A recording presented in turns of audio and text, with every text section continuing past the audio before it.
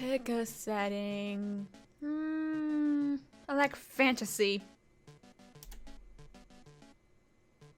Nani?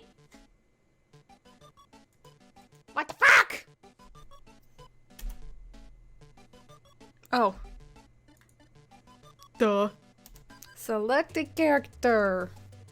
Let's do wizard. Enter your character's name. Peter. You are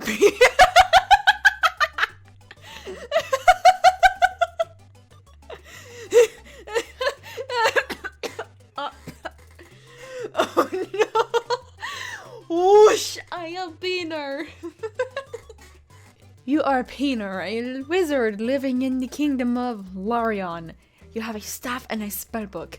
You finish your long journey and finally arrive at the ruin you've been looking for. You look around and see that it's just as you left it years ago. The ruins are in much better condition than when you last visited them. After checking out what is obviously an underground city, you decide to check out the rest of the area before continuing on. Die! You don't know if this is going to work or not, but you're tired of waiting around for someone else to do something all about this. You need to get rid of these creatures now, because they aren't going away. I cast Fireball into the crowd. You start casting fire spells at the monsters, but they seem to be immune to fire. Soon you realize that maybe there isn't anything special about fire that makes it so effective against them. Maybe it's their magical defenses or perhaps some sort of protection from magic stuff. I cast a spell magic! You cast a spell magic on the monsters and then immediately feel like crap. You can't believe how sickeningly sweet this feels after being poisoned by those rats! It tastes even worse than it did before! The smell of burning flesh fills your nostrils and you begin to cough up blood. What the fuck? Okay! I raise my staff and cast explosion! You raise your staff and unleash a blast of energy at the monsters. This one seems to be resistant to magic, but you think it's probably just luck it saved it from getting fried by your attack. I cast explosion again! You use your last bit of strength to cast explosion on the remaining monster. It doesn't help, but it does cause enough damage that it falls down dead. A few minutes later, you hear a loud noise and then everything goes black. Die.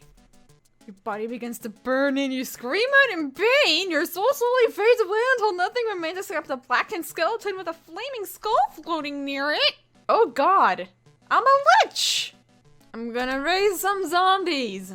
You raise a bunch of zombie slaves and send them after the monsters. They managed to kill most of them, but they still haven't gotten through to the other side yet. The monsters have multiplied. Oh god. I'm going to raise some monster zombie slaves. You raise a bunch of monster slave zombies and send them after the monsters. Unfortunately, they don't fare too well either. They are quickly killed off by the monsters who also seem to have enhanced resistance to magic. The only thing that seems to stop them is your own determination and willpower. Throw a knife! You throw a dagger at the monsters and watch as they block it with their hands. The next time you see them, they've already turned back into humans. It was worth it though, because now you're free. Run! You run as fast as you can and get to the exit. As soon as you reach it, you turn around and leave the city behind. Gonna destroy the fucking city! You destroy the city of Clayton?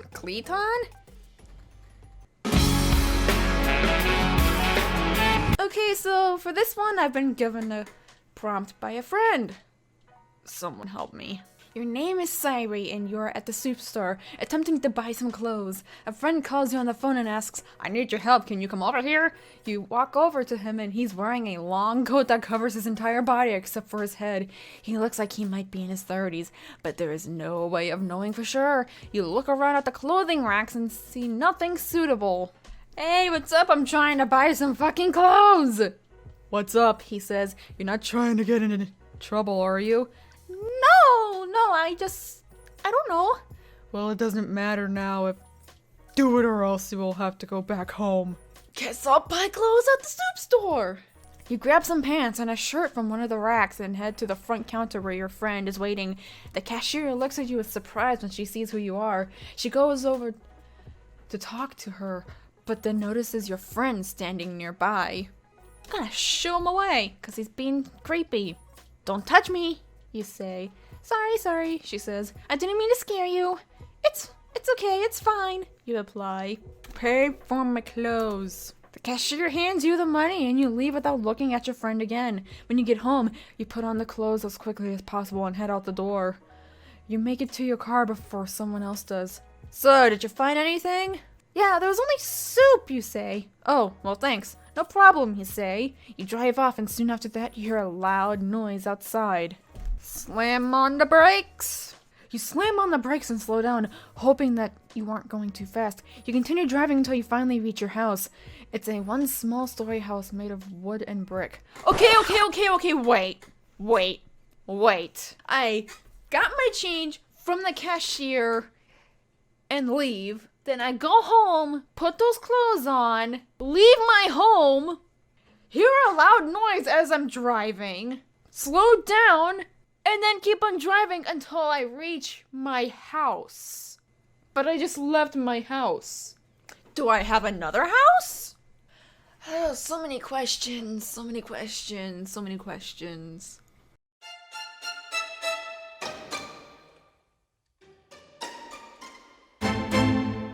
You are Bob Ross. In your studio, there are art books, art supplies, blank canvases, and a time machine. You can go back in time at any point in history and paint anything you want. What's the catch? You ask. I mean, I could just use this as an excuse not to do my homework. Quotation. The time machine works. You have no idea what you're getting into, but you decide that it would be better if you at least read up on all this before making a decision. You grab your supplies and head to the destination, to Austria in 1906. The trip is uneventful. You don't even encounter anyone else besides some German soldiers who look like they've been waiting for something to happen since the war ended. I travel to the home of a young Adolf Hitler. You arrive at the house of a young man named Adolf Hitler. He looks older than his 26 years, but he seems quite friendly and welcoming to you. Hi, you say. My name is Bob and I'm going to take you through my painting so that you can learn how to draw like me. He nods enthusiastically, saying, That sounds great! That's really cool! Then he goes back inside. You walk around the room, taking in every detail of the scene. It is a large living room with several couches and chairs scattered about. There are also 2 large windows looking out onto a garden filled with flowers and vegetables. As you continue to observe Adolf, he begins to get excited. He runs around the room trying to capture each moment of the scene in his mind. Ah, here we are! He exclaims. You begin to explain about the process of painting. You tell him that you need to think about everything from beginning to end when creating a piece of artwork. This includes things such as colors, light sources, shapes, and more. Wow, that was very helpful. By the end of the month, Adolf has improved greatly. His drawings become more detailed and realistic. Wow, that's very helpful. The next few weeks pass by quickly. You spend hours teaching Adolf new techniques and tricks to help him create his masterpiece. By the end of the week, you have finished your lesson plan and materials for the day. I want to show you something. You turn off the lights and stand before Adolf. Here, take this! You hold up a small box covered in pictures. On one side of it is an illustration of a woman holding a brush in her hand. You smile and nod. This is amazing! I've never seen anything like it! He smiles back. It's called a watercolor, and it takes a lot of practice to be able to do well with them. Month after months of hard work, Adolf finally achieves mastery of painting. He now draws portraits and landscapes with ease. Thanks for all your help, he says happily. Now I'll be on my way home. I stopped to tell him that I am from the future and I came to ensure Adolf would be able to enter art school and pursue a life of painting, and that if I hadn't, he would have turned into history's worst dictator, carrying out a genocide of millions on a scale never before seen. You stop Adolf. What do you mean? Well, I just wanted to say thanks for helping me out. I'm sure you're from the future because you were there to prevent Hitler from becoming a tyrant. You return to the past and see history books filled with stories of Adolf Hitler. The world has changed forever. The deaths of millions is prevented.